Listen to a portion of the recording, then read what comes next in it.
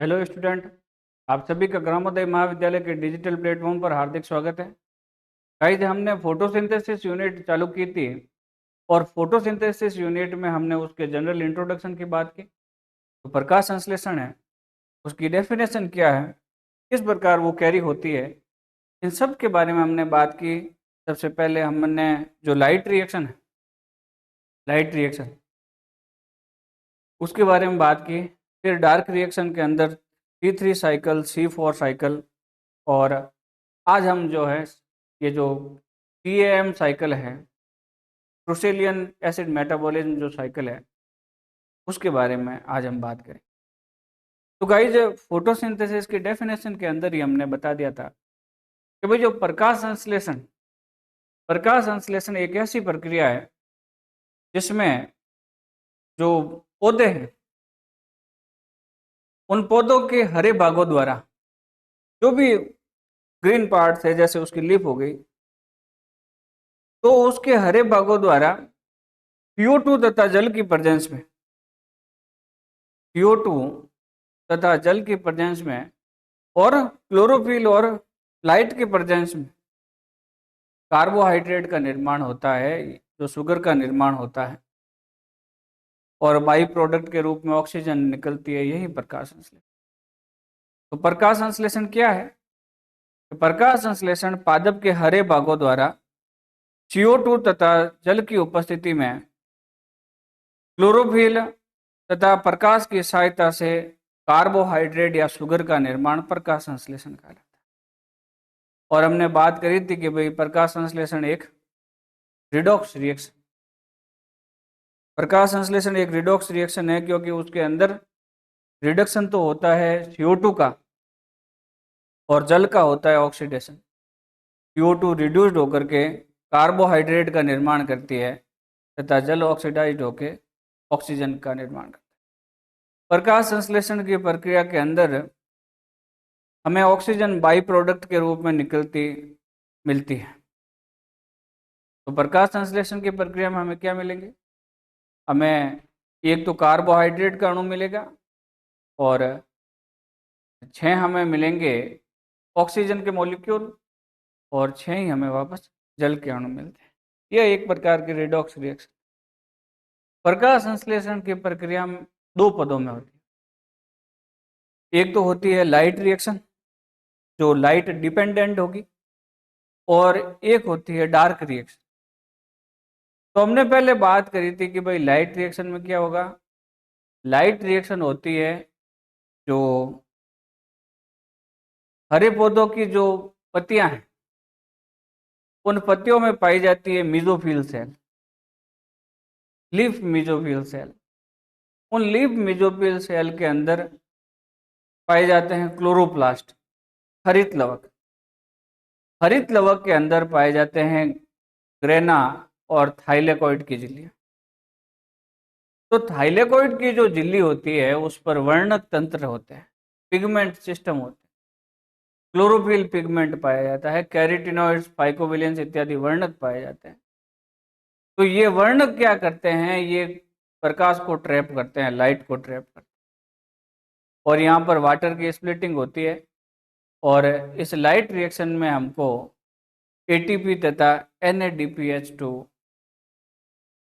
इनकी प्राप्ति होती है। इसी लाइट रिएक्शन में मिलने वाले इन ATP तथा NADPH2 का उपयोग हम डार्क रिएक्शन में CO2 के रिडक्शन में करते हैं।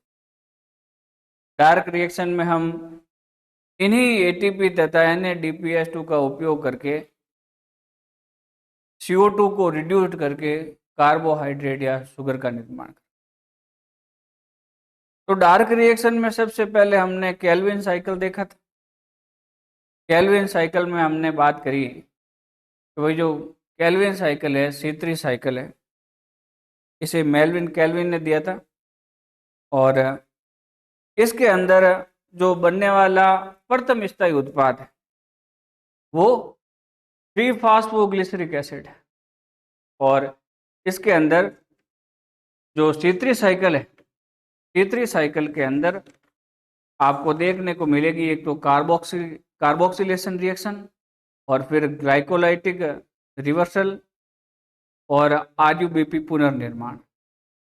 तो ये हमें 3 प्रकार के इसमें रिएक्शन इन्वॉल्व मिलती है और इसके अंदर तीसरी साइकिल के अंदर लास्ट में कार्बोहाइड्रेट के अणु का निर्माण। तो ये तो होता है C3 साइकिल जो अपन को अधिकांश पादपों में देखने को मिलता है। एक होता है C4 साइकिल और C4 साइकिल को दिया था हैच और स्लैक ने। तो ये C4 साइकिल जो है ये उष्ण कटिबंधीय पादपों में हमें देखने को मिलता है। वे पादप जो अधिक तापक्रम और अधिक आर्द्रता में उगते हैं। और C4 साइकिल के अंदर जो बनने वाला प्रथम स्थायी उत्पाद होता है वो 4 कार्बन वाला ऑक्जेलो एसिटिक एसिड होता है। C4 साइकिल के यदि हम पादपों के एग्जाम्पल की बात करें तो ज्वार है हो गया, बाजरा हो गया, गन्ना, मक्का, एमेरेंथस, एकाइरेंथस, एट्रिप्लेक्स, सालसोला, यूफोर्बिया। जो लठजीरा और जंगली चौलई है ये भी जो है C4 साइकिल के एग्जाम्पल है। C4 साइकिल वाले जो पादप होंगे उसमें एक विशेष प्रकार की शारीरिकी पाई जाती है, एनाटॉमी पाई जाती है, जिसे क्रेंज एनाटॉमी कहते हैं। तो इसमें क्या होता है कि ये होता है भाई बंडल शीथ सेल और लीफ मेसोफिल सेल के अंदर। तो जो C4 साइकिल है वो 2 प्रकार की कोशिकाओं में संपन्न होता है, एक तो लीफ मेसोफिल सेल और एक होती है बंडल शीथ सेल। तो इसमें क्या होता है, इसमें CO2 को जो CO2 से आकर जो जुड़ता है वो होता है फास्फोइनोल पाइरुवेट और फास्फोइनोल पाइरुवेट जो है जुड़ करके CO2 से ऑक्जेलो एसिटिक एसिड बनाता है। ऑक्जेलो एसिटिक एसिड फिर मेलिक एसिड बनाता है और फिर मेलिक एसिड वापस टूट करके उससे CO2 अलग होती है और CO2 ये फिर C3 साइकिल के अंदर प्रवेश करती है और ये जो मेलिक एसिड है कार्बोक्सिलेज डिहाइड्रोजिनेज की सहायता से वापस पायरुविक एसिड में बदलता है और इस प्रकार ये जो पायरुविक एसिड है वापस फास्फोइनोल पायरुवेट बना। तो हम देखते हैं कि भाई जैसे हमने बात करी कि जो C3 साइकिल है, C3 साइकिल के अंदर तो 18 ATP खर्च होते हैं, लेकिन C4 साइकिल के अंदर हमें 12 ATP एक्स्ट्रा खर्च करने पड़ते हैं, क्योंकि पायरुविक एसिड से जब हमको वापस फास्फोइनोल पायरुवेट बनाना होता है तब 2 ATP का खर्चा लगता है। तो लगभग हमें 6 चक्कर चलते हैं इसके C4 साइकिल के। तो 6 चक्कर है तो 6 × 2 6 दूनी 12 ATP। तो C3 साइकिल के अंदर तो 18 ATP ही खर्च होते हैं, जबकि C4 साइकिल के माध्यम से यदि आपको एक ग्लूकोज का मॉलिक्यूल बनाना है तो C4 साइकिल के अंदर 30 ATP का टोटल खर्चा आएगा, क्योंकि इसमें C3 भी इन्वॉल्व है C4 में और ये जो 2 एक्स्ट्रा ATP खर्च होते हैं कि वापस पायरुविक एसिड को आपको बदलना पड़ेगा इसमें फास्फोइनोल पायरुवेट में। तो 6 साइकिल में हर बार 2-2 ATP एक्स्ट्रा खर्च होते हैं, तो 6 × 2 12 ATP। इसके बाद में हम नेक्स्ट बात करते हैं भाई क्रुसेलियन एसिड मेटाबॉलिज्म CAM साइकिल। तो CAM जो साइकिल है ये पाया जाता है भाई स्कूलेंट जीरोफाइटिक पादप में पाया जाता है, जो मांसल मरुदविद पादप है। अरे भाई नागफनी, कैक्टस आपने देखे होंगे। तो ये जो मांसल मरुदविद पादप है इनके अंदर CAM साइकिल पाया जाता है। तकलीफ क्या है कि दिन के समय जो है ये CO2 अंदर प्रवेश नहीं करती है। दिन में इन पौधों के रंध्र रहते हैं भाई बंद, वाटर लॉस ना हो जाए अधिकतम ट्रांसपायरेशन के द्वारा। तो दिन में तो इनके पोर बंद रहते हैं, रात में इनके जो रंध्र होते हैं स्टोमेटा वो खुलते हैं तथा CO2 अंदर जाती है और CO2 जो है अंदर जाकर के ये मेलिक एसिड वगैरह में परिवर्तित हो जाती है और फिर ये जो कार्बोहाइड्रेट बनने का काम होता है ये होता है दिन के समय। तो इसमें दिन के समय में तो CO2 अंदर नहीं आती है क्योंकि पोर बंद रहते हैं। रात के समय में CO2 अंदर प्रवेश करती है मांसल मरुद्भिद पादपों में। तो इसके एग्जाम्पल है नागफनी और कैक्टस।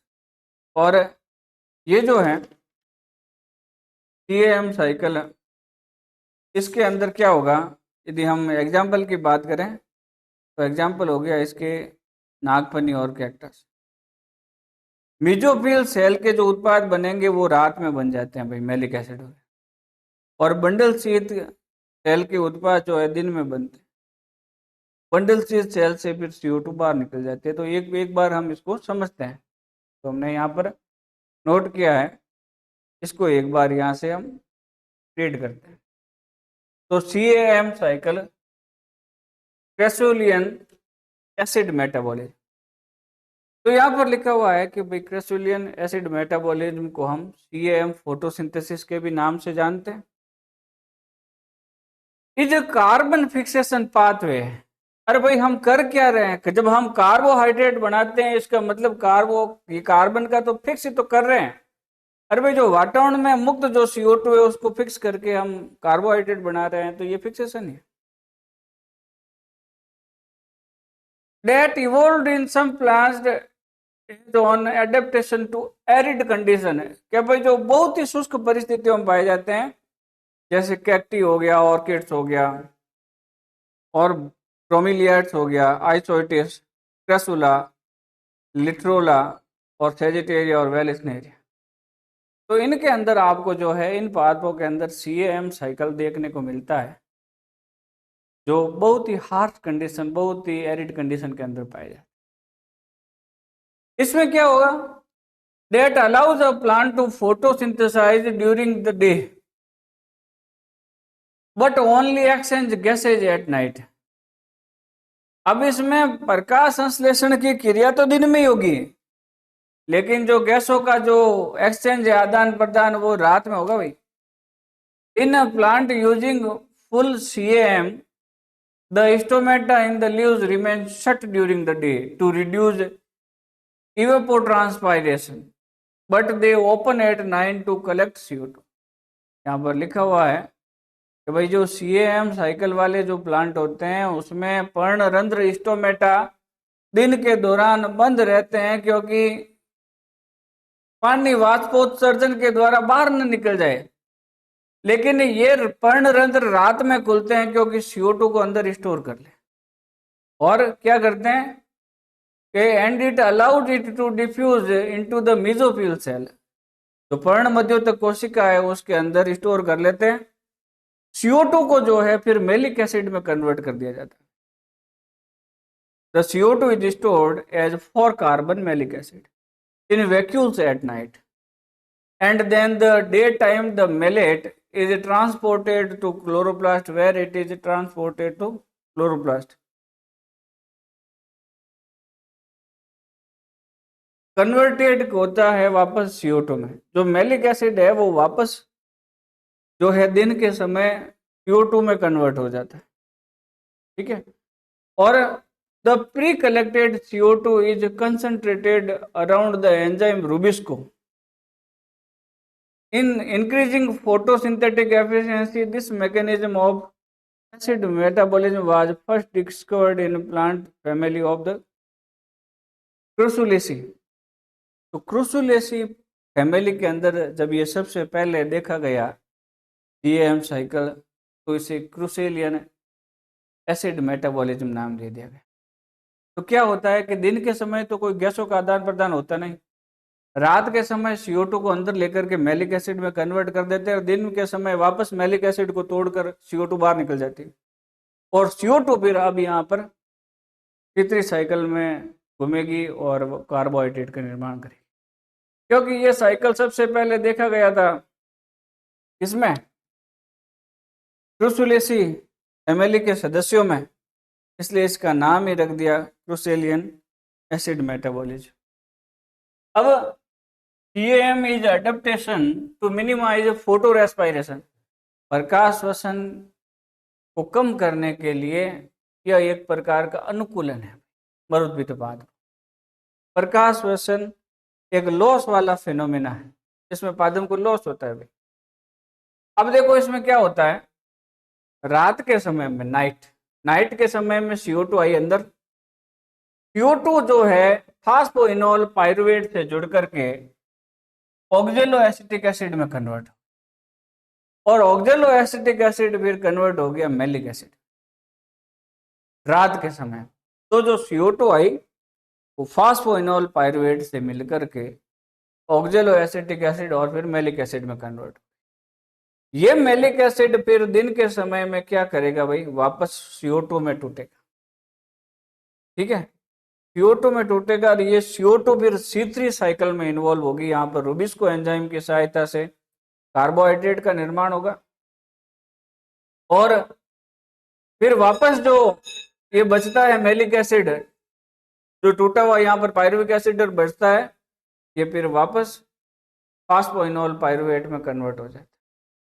तो डे टाइम में क्या होता है, डे टाइम में तो उसके अंदर C3 साइकिल चलता है, और नाइट में जो है CO2 जो है मैलिक एसिड के अंदर कन्वर्ट होकर के यहाँ पर स्टोर हो जाती है।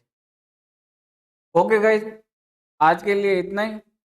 नेक्स्ट टॉपिक हम नेक्स्ट वीडियो में डिस्कस करेंगे। Thank you.